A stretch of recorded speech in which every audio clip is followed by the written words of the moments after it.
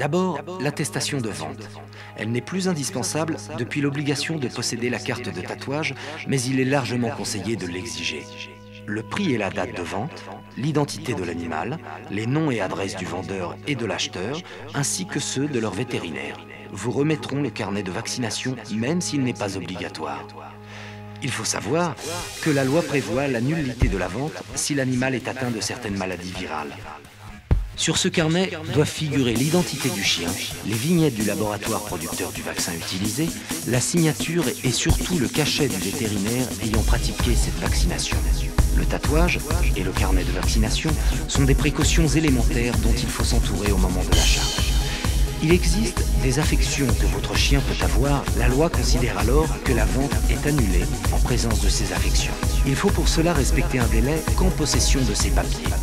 Exigez-les fermement. Dans le cas d'un chiot, il vous faut le certificat de naissance, un arbre généalogique. Ceci correspond à la preuve officielle de son appartenance à une race pure. Livre des origines françaises. Si le chien que vous avez acheté est adulte, il faut réclamer le pédigré qui existe uniquement s'il a été confirmé.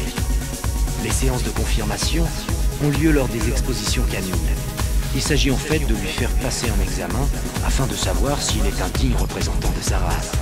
Il s'agit en fait de lui faire passer un examen afin de savoir s'il est un digne représentant de sa race.